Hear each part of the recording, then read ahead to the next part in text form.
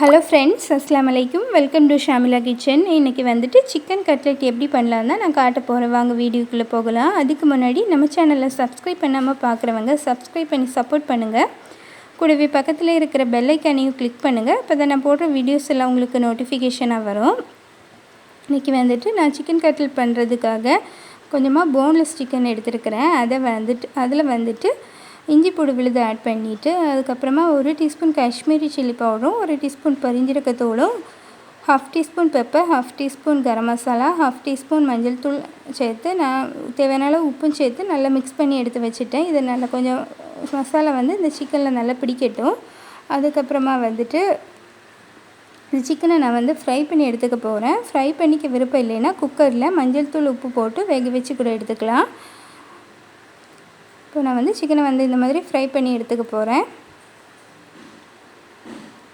அதுக்கப்புறமா நான் இதில் 3 வெங்காயம் 3 பெரிய வெங்காயம் சாப்பரில் போட்டு இந்த மாதிரி சாப் பண்ணி எடுத்து வச்சுருக்கிறேன். கூடவே ஒரு பச்சை மிளகாயும் கொஞ்சமாக மல்லி இலையை கட் பண்ணி வச்சுருக்கிறேன். இதில் சேர்க்குறதுக்கான மசாலா எடுத்து வச்சுருக்கிறேன். அது 1 டீஸ்பூன் காஷ்மீரி சில்லி பவுடரும், 1 டீஸ்பூன் பெருஞ்சீரகத்தூளும், 1/2 டீஸ்பூன் கரம் மசாலாவும், 1/2 டீஸ்பூன் மஞ்சள் தூளும் எடுத்து வச்சுருக்கிறேன். அதுக்கப்புறமா ஒரு கடாயில் தேவையான அளவு எண்ணெய் ஊற்றிட்டு அதில் இந்த வெங்காயத்தை போட்டு நல்லா வதக்கி எடுத்துக்கலாம். வெங்காயம் வதங்குறதுக்காக கொஞ்சமாக லைட்டாக உப்பு சேர்த்துருக்குறேன். உப்பு சேர்த்தா கொஞ்சம் சீக்கிரமாகவே வதங்கி கிடைக்கும். இப்போ வெங்காயம் கொஞ்சம் வதங்கினதுக்கு அப்புறமா நான் இஞ்சி பூண்டு பேஸ்ட்டு ஆட் பண்ணியிருக்கிறேன். இஞ்சி பூண்டு பேஸ்ட் பச்சை வாசனை மாறினதுக்கப்புறமா அதில் ஒரு பச்சை மிளகாயை ஆட் பண்ணிட்டேன். அதுக்கப்புறமா எடுத்து வச்சுருக்கிற மசாலா எல்லாம் இதில் ஆட் பண்ணிக்கலாம். நான் இந்த கட்லெட் நம்ம சாப்பிடும்போது இந்த பச்சை மிளகாய் கடிப்பட்ட நல்ல காரமாக இருக்குது. அதனால தான் ஒரு ஃப்ளேவருக்காக ஒரே ஒரு பச்சை மிளகாய் மட்டும்தான் இதில் ஆட் பண்ணியிருக்கிறேன். இப்போ இந்த மசாலா எல்லாம் எல்லா இடம் படுற மாதிரி நல்லா மிக்ஸ் பண்ணி எடுத்துக்கலாம். இதில் 1 டீஸ்பூன் உப்பு சேர்த்துக்கலாம். பார்த்துட்டு நம்ம முதலே உப்பு போட்டிருக்கிறோம், அதனால் எவ்வளோ உப்பு தேவைன்னு பார்த்துட்டு சேர்த்துக்கலாம். இந்த மசாலா நான் இன்றைக்கி சிக்கன் ரோல் பண்ணுறதுக்காக தான் சேர்த்து எடுத்துருக்கிறேன்.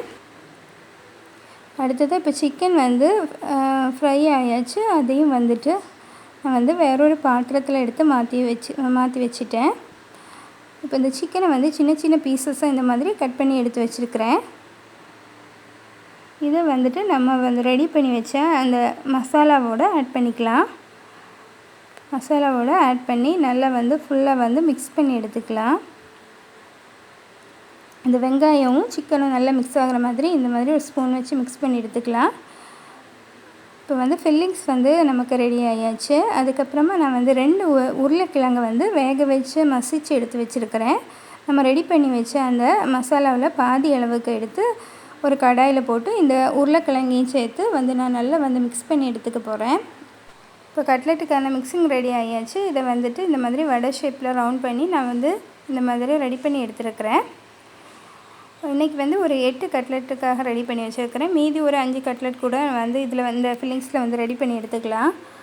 அதுக்கப்புறமா இப்போ நான் ஒரு முட்டையை நல்லா அடித்து எடுத்து வச்சுருக்கிறேன். அது கூட கொஞ்சம் ப்ரெட் க்ரம்ஸ் எடுத்து வச்சுருக்கிறேன். இப்போ இந்த கட்லெட்டை எக்கில் டிப் பண்ணி எடுத்துகிட்டு ப்ரெட் க்ரம்ஸில் எல்லா இடமும் படுற மாதிரி ப்ரெட் க்ரம்ஸ் போட்டு விட்டுக்கலாம். இப்போ நான் ஆயில் சூடு பண்ணிவிட்டேன். அதில் இந்த கட்லெட்டை ஒன்றா போட்டு விட்டுக்கிறேன். கட்லெட் பண்ணும்போது நம்ம ஃப்ளேம் ஹை ஃப்ளேம்லேயும் வைக்கக்கூடாது, லோ ஃப்ளேம்லேயும் வைக்கக்கூடாது. ஒரு மீடியம் ஃப்ளேமில் போட்டு தான் நம்ம ஃப்ரை பண்ணி எடுத்துக்கணும். ஆயில் நல்ல சூடாகவும் ஆகக்கூடாது. அப்படின்னா தான் நமக்கு கட்லெட் நல்லா பர்ஃபெக்டாக வரும். இப்போ நம்ம எல்லா கட்லெட்டையும் இந்த மாதிரி ஃப்ரை பண்ணி எடுத்துட்டேன். இப்போ கட்லெட் சூப்பராக சிக்கன் கட்லெட் ரெடி ஆயாச்சு. நான் சொன்ன மாதிரி நீங்கள் ரெடி பண்ணி எடுத்தால் கட்லெட் இந்த மாதிரி எண்ணெயில் பிரிஞ்சு போகாமல் எடுக்காமல் வரும். கொஞ்சம் நேரம் ஃப்ரிட்ஜில் கூட வச்சு நம்ம ரெடி பண்ணி எடுத்துகிட்டு ஃப்ரிட்ஜில் வச்சுட்டு நம்ம ஃப்ரை பண்ணி எடுத்துக்கலாம்.